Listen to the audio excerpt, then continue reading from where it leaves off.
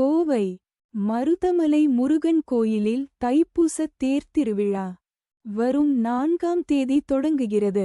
வரும் 11ஆம் தேதி தேரோட்டம் நடக்கிறது.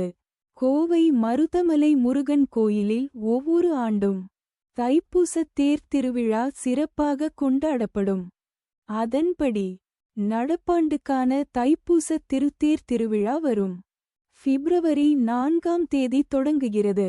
அன்றைய தினம் விநாயகர் பூஜை, வாஸ்து சாந்தி பூஜை ஆகியவை நடக்கிறது.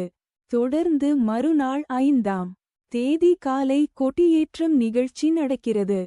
அன்று கற்பக விருட்ச வாகனத்தில் சுவாமி திருவீதி உலா நடக்கிறது. 6ஆம் தேதி முதல் 14ஆம் தேதி வரை தினமும் அபிஷேக பூஜை, சிறப்பு தீபாராதனை உள்ளிட்ட நிகழ்வுகள் நடைபெற உள்ளன. வரும் 10ஆம் தேதி திருக்கல்யாண வைபவம் நடக்கிறது.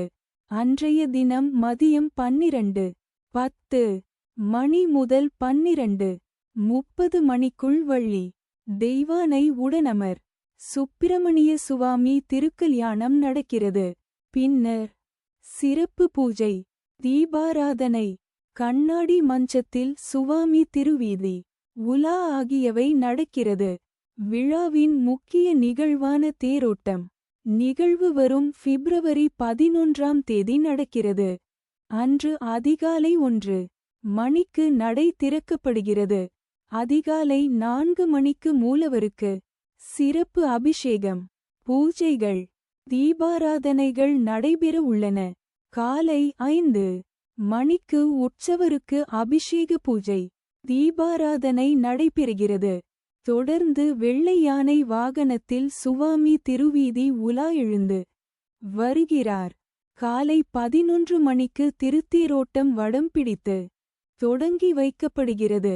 மாலை 4 மணிக்கு சுவாமி தேரில் இருந்து இறங்குகிறார்.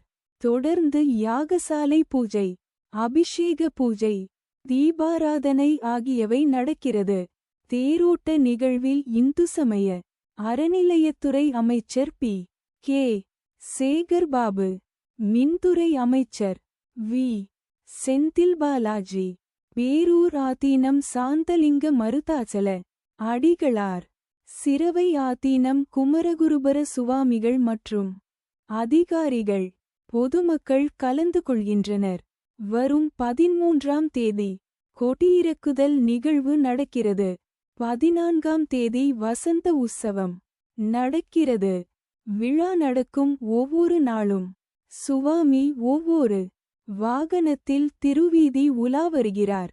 விழாவுக்கான ஏற்பாடுகளை கோயில் நிர்வாகத்தினர் செய்து வருகின்றனர். திருவிழாவையொட்டி மாநகர காவல்துறையின் சார்பில் பாதுகாப்பு ஏற்பாடுகளும் பலப்படுத்தப்பட்டு உள்ளன.